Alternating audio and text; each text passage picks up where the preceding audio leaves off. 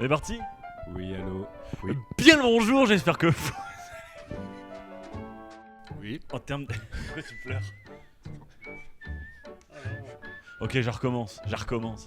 Bien le bonjour, j'espère que vous allez bien. Et voilà, 7ème et dernière vidéo de notre saga au Reptiliad 2023. On vous aura fait profiter toute la semaine d'une vidéo par jour, dans laquelle on vous a présenté des super rencontres qu'on a faites à Nîmes en septembre dernier, lors des Reptiliades, un salon incroyable qui a accueilli plus de 10 000 personnes. Nous avons laissé la parole à tout le monde. Aujourd'hui, on s'est dit qu'il fallait aussi nous laisser la parole à nous. Les Reptiliades, dernier épisode, allez, c'est parti.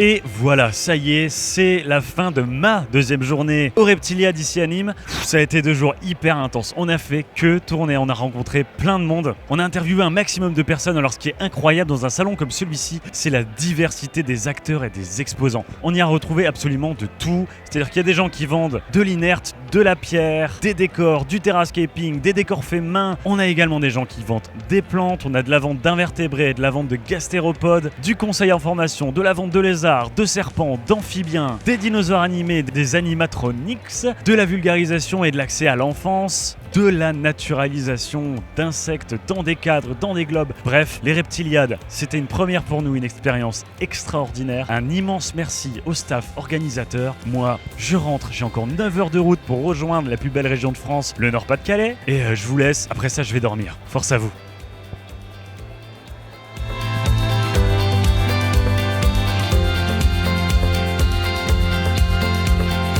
Les Reptiliades ont démontré l'incroyable diversité des différents acteurs de la terrariophilie française et de l'ouverture de ce hobby qui, de prime abord, semble n'être que l'élevage et le maintien d'animaux exotiques en captivité dans des terrariums. En vérité, aujourd'hui, la terrariophilie, c'est bien plus que ça. C'est des entrepreneurs, c'est un contexte et c'est des tas d'offres et des tas de philosophies différentes. En tout cas, nous, l'équipe Loma Wild, on a absolument adoré ce séjour. On vous fait un petit débrief. Salut TD. Salut. Salut Ben. Salut. Bon les gars, je vous pose la question, comment vous avez trouvé votre expérience Reptiliad 2023 ? Du coup, moi, je trouve que c'est une bonne surprise déjà. Si c'était immense, énormément de stands, beaucoup de places, bien organisé. Ouais, c'était bien organisé et puis en même temps, les stands, c'était pas les mêmes thématiques. Donc du coup, les Reptiliades 2023, vraiment une très bonne expérience, une très bonne surprise. C'est vrai que c'est la première fois qu'on y va. On s'attendait vraiment pas à cette disposition, à cette organisation. Ce qui était trop bien, je trouve, c'est que vraiment, il y avait une diversité dans les stands qui était incroyable. On a eu l'occasion de le voir au cours de cette dernière semaine. Il y avait à la fois donc, des vendeurs de reptiles, des vendeurs de terra, il y avait une dessinatrice, il y avait des vendeurs d'insectes, d'araignées. Il y avait vraiment une diversité dans les stands incroyable. Alors Ben, en expérience de cadrage, toi qui as déjà été faire du tournage à la Bourse aux Reptiles de Béthune, c'est notre expérience bourse en termes de film, on va pas se mentir. La tournée aux Reptiliades, c'était comment ? Quelles ont été les différences ? Un peu plus d'espace qui m'a permis d'un peu mieux m'organiser. Par contre, énormément de monde. Alors comparé à la Bourse de Béthune, j'ai trouvé que l'approche était cette fois-ci beaucoup plus journalistique. L'organisation était totalement différente. Moi, en tout cas, ce que je peux en dire, c'est qu'en termes d'expérience de tournage pour nous, Loma Wild, ça nous a vraiment extrêmement sollicité d'un point de vue journalistique. On a fait une intervention de 2 jours sur laquelle on s'est bien préparé. On savait qu'on avait un long voyage, une dizaine d'heures de route. Donc on avait peu de temps devant nous. On avait ces 2 jours pour je sais plus combien d'exposants en tout.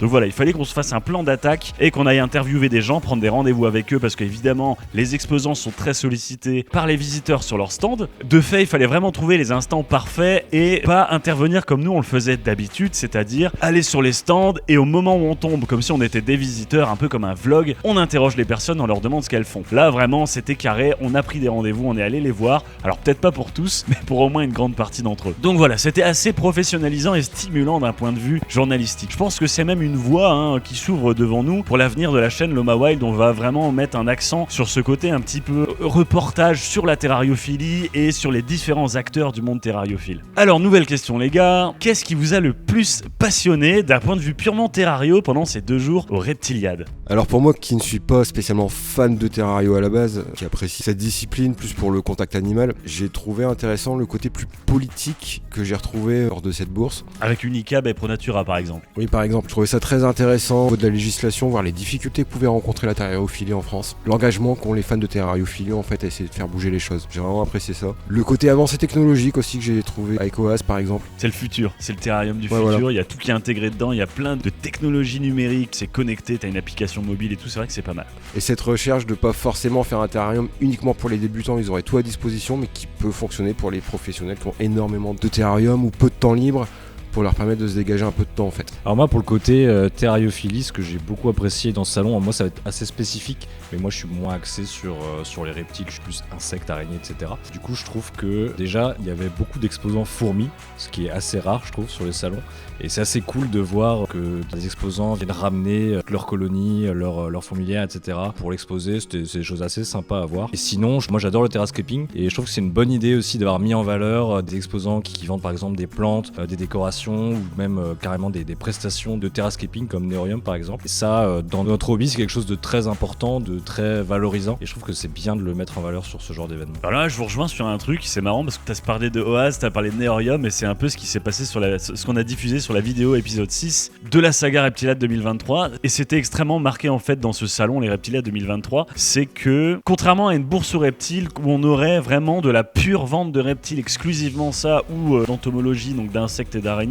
là ça allait plus loin que ça a vraiment ouvert le marché de la terrariophilie à plein de champs différents, et ça étend en fait les aspects du hobby qui peuvent attirer ou retenir notre attention. Alors effectivement il y avait ce sujet d'innovation avec OAS, il y avait des prestataires d'éléments de terrascaping sculptés avec Neorium et tout, et ça c'est vraiment extrêmement agréable. On arrive dans un salon en fait où il y a des décors, il y a des camions d'aventuriers avec le stand de Planet Exotica, il y avait une Jeep de Jurassic Park, il y avait des dinosaures, il y avait plein de choses, mais on était quand même dans la terrariophilie, c'est-à-dire qu'on ne sortait pas du scope de la terrariophilie, de ce qu'elle englobe et de ce qu'elle représente, on était vraiment dedans, mais on a simplement élargi le champ de vision. Ça c'est absolument génial, surtout pour préparer la future jeunesse, la jeunesse qui est un peu l'avenir de la terrariophilie à mes yeux, et qui va du coup pouvoir rentrer avec davantage de portes d'entrée dans notre hobby. Et aussi pour la presse qui était là, il y avait M6, c'est extrêmement crédibilisant, c'est-à-dire que on n'est plus fermé, la terrariophilie montre un aspect qui n'est plus fermé sur lui-même, c'est-à-dire on est plus enfermé dans une bulle de le reptile, il est là et il y a que ça et son terrarium. Voilà, ça va bien plus loin que ça. Il y a aussi l'aspect finalement sensibilisation qui est intéressant. Il y avait quand même des organismes de formation, de certification, il y avait des associations, des refuges,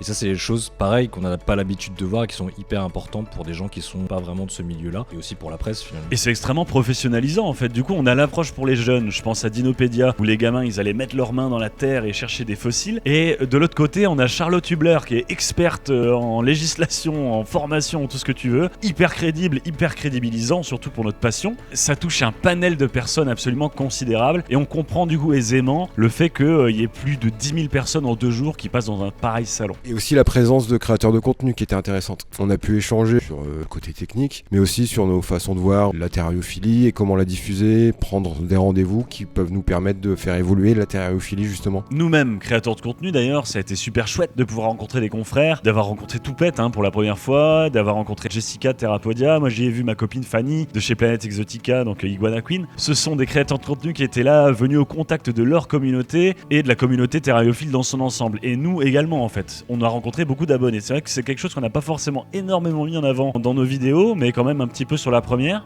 Mais ça a été trop bien de rencontrer nos abonnés, de faire des photos avec eux et partager leur joie et surtout la passion avec eux. Et donc avec vous, quand vous voyez ça, comment vous avez ressenti un petit peu l'avenir de la terrariophilie à travers ce salon? Ça donne quand même énormément de crédibilité à notre hobby, aux yeux de tout le monde, aux yeux du grand public. Je trouve que cet événement en particulier, qui réunit autant d'acteurs hyper diversifiés, ça nous laisse entrevoir quelque chose de très positif pour l'avenir de notre hobby. Alors moi, j'ai adoré le contexte multigénérationnel des professionnels. Pour ceux qui me regardent, qui me connaissent bien, qui regardent mes lives et tout ça, vous savez un petit peu quelle est ma vision de la terrariophilie à l'échelle française. Et j'aime bien me dire qu'il y a un passage de génération et que les anciens en fait ne seront plus les seuls à être être les représentants de notre communauté à l'échelle de l'élevage, de la vente de reptiles, de la vente de matériel et tout ça. Et je pense à Pogona Reptile 66 en fait, qui prennent le relais clairement sur avoir une boutique qui propose des produits, leur propre marque, qui font eux-mêmes fabricants de terrarium. Ils sont éleveurs, reproducteurs de Pogona, reproducteurs de Varanus prasinus. Et de voir en fait ce choc générationnel entre des anciens, on avait la ferme tropicale, Karim Dawes, il y avait Stéphane Rossel, Reptilis, tout ça, et des nouveaux qui tentent leur chance, qui lancent leur business et qui lancent leur projet autour du hobby. Et en plus, ça fonctionne carrément. Je pense à Pogona Reptile 66, ils avaient un stand colossal de 12 mètres quand même.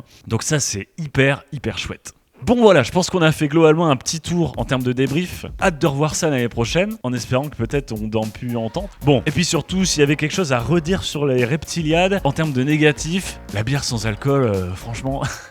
Allez, fin.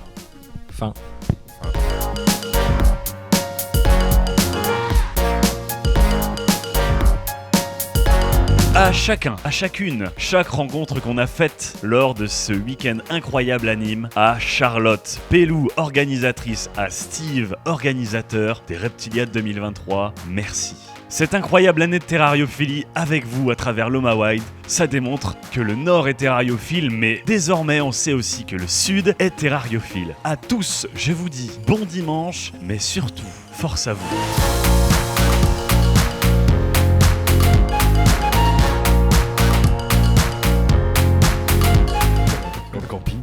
Mais c'est vrai que pour expliquer, nous en fait on est parti pour vivre les 2 jours de Reptiliade là-bas, mais on est parti à l'arrache. À la dernière minute, on a loué un camping et on a dormi dans des tentes. On a loué le camping, vraiment. Pas un emplacement, le camping. Pourquoi? On a loué un camping. C'est ça. Et pourtant, on a dormi à un emplacement qui ne nous était pas réservé sur des racines. Voilà, c'est ça. En pente, évidemment. Les mecs, est-ce qu'on peut parler des Reptiliades s'il vous plaît? Ah oui, ça va, les reptiliades. C'est vrai qu'on parlait du camping.